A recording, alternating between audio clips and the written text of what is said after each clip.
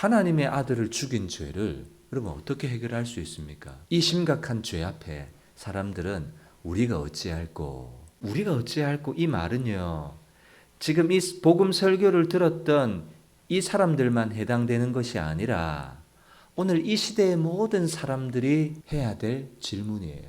예수님께서 십자가에 죽으신 그 죽음은 모든 인류를 위한 대속의 죽음이었기 때문에 하나님의 아들 메시아를 죽인 죄에 대해서 우리가 어찌할꼬라고 고백했던 그 사람들의 입장이나 지금 예수님을 믿지 않는 사람들의 입장이나 똑같은 거예요. 저와 여러분들은 우리가 어찌할꼬 이 질문에서 해결이 된 사람들입니까? 이 사람들은 복음을 듣고 어디에 이르러요? 내가 어떻게 해야 구원을 얻을 수 있을까? 이 자리에 도달했던 거예요. 그 얼마나 복된 역사입니까? 베드로의 설교를 듣고 하나님의 말씀을 듣고 야, 내가 지금 보통 문제를 지금 당한 것이 아니구나. 내가 지금 처해 있는 나의 현실이 보통 문제가 아니구나. 이 사실을 깨달은 거예요. 내가 죽인 예수를 하나님이 살리셔서 주와 그리스도가 되게 하셔서 성령을 부어주셔서 지금 이 마가다락방의 오순절 이 절기에 성령에 부어주시는 역사가 일어났는데 부인할 수가 없는 거예요. 왜? 지금 이 사람들이 보고 듣고 경험하는 성령의 역사가 분명하잖아요. 이것이 분명한 이유가 뭐예요? 내가 예수를 죽였는데 하나님이 이 예수를 살리셔서 일으키셔서 주와 그리스도가 되게 하셨다. 그래서 아버지께 성령을 받아서 지금 이 역사가 일어난 것을 보면 부활하신 예수님을 부인할 수가 없는 거예요. 부활을 의심할 수가 없는 거예요. 그래서 우리가 어찌할꼬 나는 어떻게 하면 좋나? 이 질문에 대해서 베드로가 어떤 답변을 합니까? 베드로가 이르되 너희가 회개하여 각각 예수 그리스도의 이름으로 침례를 받고 죄 사함을 받으라. 그리하면 성령의 선물을 받으리니. 여러분, 이 죄 문제를 어떻게 해결할 수 있는가? 예수님 믿지 않는 죄를 어떻게 해결할 수 있는가? 하나님의 아들을 죽인 죄를 어떻게 해결할 수 있는가? 그 첫걸음이 뭡니까? 회개입니다. 회개. 회개는요, 내 죄가 이것입니다. 시인하는 것이기도 하지만요, 회개는 내가 이 길을 갔다 그러면 그 길을 돌이키는 거예요. 내가 이 방향으로 가고 있다가 내가 잘못 가고 있네. 저런 죄도 이런 죄도 하나님 앞에 인정하고 회개합니다 라고 했으면 돌이키는 거예요. 돌이키는 거예요. 그러니까 내가 목록을 정해서 하나님 이거 죄입니다. 이거 죄입니다. 이거 다 얘기했어요. 그게 회개가 아니라고 말하는 거예요. 다 얘기했으면 내가 가던 길을 뭐 하라고요? 돌이키라고요. 내 마음이 원하는 대로 늘 살았어요. 그것이 죄라는 것을 깨닫고 회개한다면 이제는 내 마음이 원하는 대로 살지 않는 거예요. 그게 회개예요. 끊어버리지 못하는 죄가 있어요. 그걸 죄라고 하나님 앞에 고백했으면 그 죄 앞에 섰을 때 이제는 그 죄를 다시 손대지 않는 게 회개인 거예요. 내가 말로 인정하고 시인하는 것이 아니라 이전과 이유가 명확하는 거예요. 여러분, 이 사람들에게 회개하라 그랬잖아요. 이 사람들이 이전에는 어떻게 했어요? 하나님의 아들 예수를 부정하고 부인하고 죽여버렸어요. 그럼 이 사람들이 회개한다는 것은 이제 뭐예요? 하나님 내가 죽였어요. 내가 죽였어요. 이게 회개가 아니라 그분이 하나님의 아들이시다. 인정하는 거예요. 그리고 내 마음에 모셔드리는 거예요. 그리고 그분이 원하는 삶을 살아가기를 애쓰는 그게 회개죠, 여러분. 여러분은 회개하셨습니까? 여러분은 회개한 사람이에요? 그 질문을 자기에게 하셔야 돼요. 그리고 또 하나, 너희가 회개하여 각각 예수 그리스도 이름으로 침례를 받고 라고 하죠.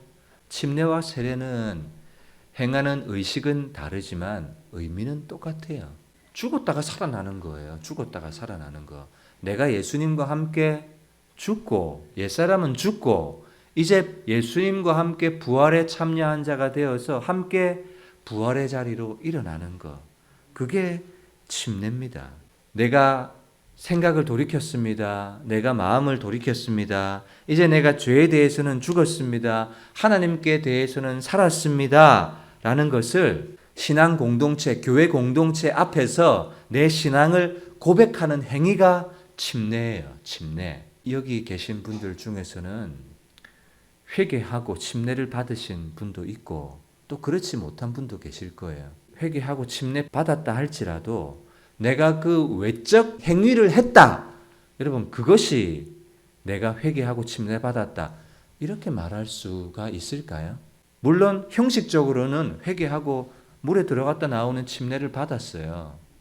그러나 정말 이 내면적인 의미, 회개가 의미하는 그 의미, 침례가 그 의미하는 그 의미를 내 안에서 온전히 이루었는가 그 말이에요. 회개했기는 했는데 침례 받기는 했는데 이전과 이후가 달라진 게 없다면 부활하신 예수님 나도 부활할 겁니다. 이런 소망을 가지는 것도 중요하고 부활의 기쁨 앞에 내 삶의 어려움과 위기를 덮어버리는 것도 중요하겠지만 부활의 주님 앞에 내가 섰을 때 내가 회개했나? 내가 돌이켰나? 이전에는 나를 위해서 살았어요. 근데 이후에는 나만을 위해서 살지 않는 거예요. 하나님을 위해서, 하나님 나라를 위해서 마음을 다하고 뜻을 다하고 힘을 다하여 주 너희 하나님을 사랑하는 삶을 그 삶으로 돌이키는 그게 회개잖아요. 그러니까 여러분 내가 회개의 고백을 했나를 묻는 게 아니라 여러분들에게 묻는 것은 여러분 돌이킨 삶의 흔적이 있습니까를 묻는 거예요. 부활의 주님 앞에 내가 섰을 때 부활을 믿냐 안 믿냐 이것도 중요하겠지만 부활의 주님 앞에 나는 회개했나? 그게 더 기본적인 질문이에요. 이전에는 내 육신의 정욕을 따라 살았는데 이제는 세상이 전부가 아니라 세상의 소망이 아니라 아까 고린도 전서 15장 말씀에도 예수님을 믿고 바라는 것이 이 땅의 삶뿐이면 이 땅에서 얻는 유익뿐이면 우리는 이 세상 모든 사람 중에서 가장 불쌍한 사람이다. 이렇게 사도 바울이 얘기했어요. 예수님 믿고 이 땅에서 잘 먹고 잘 살고 잘 입다가 죽는 것 그것이 전부가 아니란 말이에요. 그러면 내가 부활의 주님 앞에 내가 서서 나는 올바로 회개했나? 이걸 돌아봐야 되는 거예요. 이전과 이후의 삶이 분명하게 경계선이 딱 끄어져야 되는데 그 경계가 없는 거예요. 회개하기 전이나 회개한 이후나 나의 삶이 살아오는 방향과 스타일과 가치관은 그대로라면 이 사람은 부활의 주님 앞에 다시 서야 하는 거예요. 그리고 여러분 침례도 마찬가지예요. 침례는 무엇의 고백이라고 했습니까? 공동체 앞에서 내 마음이 바뀌었어요. 내 생각이 바뀌었어요. 저는 이제 믿음의 공동체 안에 믿음의 한 지체가 되었어요. 내가 이제 여러분들과 함께 한 몸을 이루었어요. 라는 것을 고백하는 행위잖아요. 여러분 침례 받으셨어요? 한 몸이 되었어요? 그걸 묻는 거예요. 그게 돼야 뭘 주신다고요? 성령을 받으리니. 창세기 6장에 보면 하나님의 아들들이 사람의 딸들의 아름다움을 보면서 막 시집 장가갖고 육체가 되어버렸어요. 그랬더니 그만 무슨 일이 났어요? 하나님의 영이 떠나버렸어요.